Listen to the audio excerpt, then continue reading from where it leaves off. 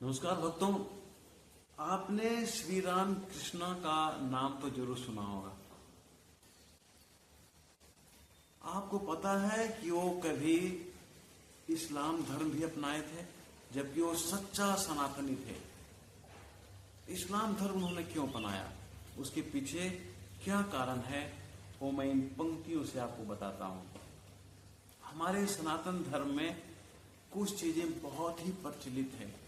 उसमें से एक है सर्वे भवन्तु सुखिनः, सर्वे सन्तु निरामयाः, सर्वे भद्राणि पश्यन्तु मा कश्चित् दुःखभाग् भवेत्। इसका मतलब क्या हुआ?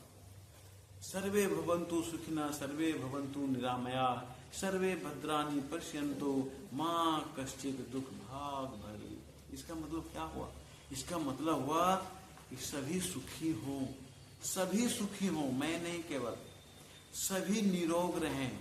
केवल मैं निरोग ना रहूं, सभी रहे। सभी के भाग्य में, सभी के जीवन में शुभ कार्य हो, मतलब किसी के जीवन में दुर्दिन, बुरे दिन ना आए। और यही कारण था कहने का कि कोई दुखी ना हो। जब बुरे दिन नहीं आएंगे तो लोग दुखी नहीं होंगे।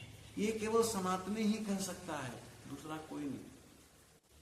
दूसरा चीजें हैं जो हम लोग खूब सुनते हैं, देखते हैं, करते भी हैं कि सुबह सुबह जब मंदिर में घंटियां बजती हैं तो वहां पंडित लोगों के मुख से, भक्तों के मुख से सुनने के लिए मिलता है, धर्म की जय हो, अधर्म का नाश हो, प्राणियों में सद्भावना हो, विश्व का कल्याण हो। ये सारी चीजें सुनने के लिए मिलती है।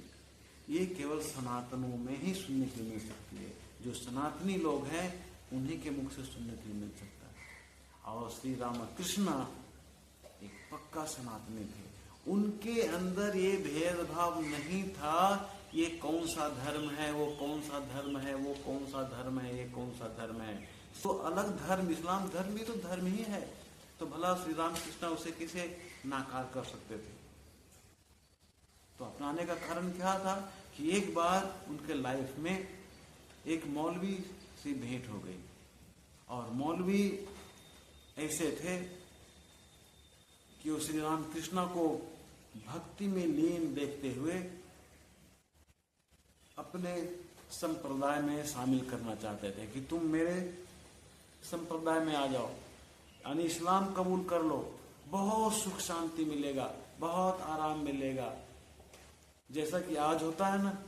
लेकिन आज का रूप और वो रूप में जमीन आसमान का अंतर है।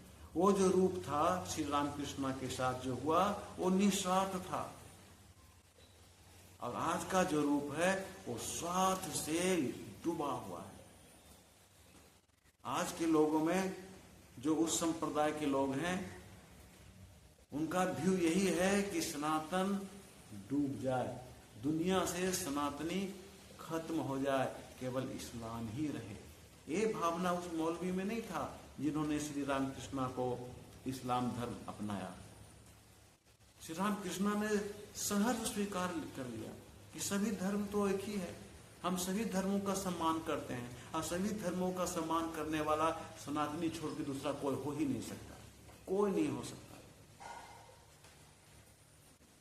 और श्री रामकृष्ण ने हंसते हंसते सनातन धर्म के साथ साथ इस्लाम धर्म को अपना लिया। और इस्लाम धर्म में जो रीति रिवाज होती है, नमाज पढ़ना, मस्जिद आना जाना, वो सब उन्होंने किया। कुछ दिन करने के बाद उन्होंने पाया क्या, ये भी एक ऐसा धर्म है जिससे हम अल्लाह को प्राप्त कर सकते हैं।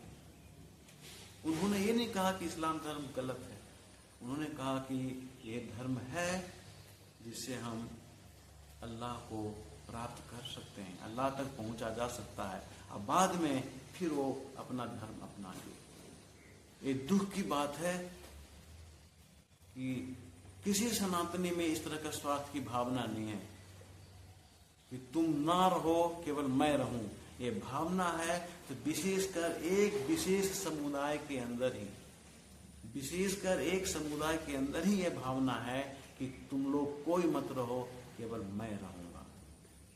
अगर इतना कहने के बाद वो कहते हैं कि मैं धर्म का पालन कर रहा हूं, तो या तो आप धर्म को बदनाम कर रहे हैं या तो फिर आप धर्म को नहीं मान रहे हैं। क्योंकि धर्म कभी ऐसा कह ही नहीं सकता कि तुम दूसरे धर्मों के साथ भेदभाव करो। मजहब नहीं सिखाता आपस में बैर रखना। तभी तो श्री रामकृष्ण ने इस्लाम अपनाया था, उनके अंदर भेदभाव नहीं थी। आप गौतम बुद्ध की बात कीजिए, कपिलवस्तु में उनका जन्म हुआ था। उन्होंने बौद्ध धर्म की स्थापना की, जबकि वो शुद्ध सनातनी थे। आप राजा अशोक की बात लीजिए, सनातनी था, बाद में उन्होंने बौद्ध धर्म अपना लिया। तो हम लोग किसी से नफरत नहीं करते, हम लोग पैदाइशी वैसा नहीं है। हम लोग पैदाइशी हैं, सभी धर्मों का सम्मान करते हैं, सभी धर्मों का सम्मान देते हैं। मैं समझता हूं कि वीडियो आपको कुछ जानकारी दिया होगा। अगर अच्छा लगा होगा तो मेरे इस चैनल को सब्सक्राइब कीजिए, लाइक कीजिए, शेयर कीजिए। मैं इसी तरह का वीडियो लाता रहूंगा। नमस्कार।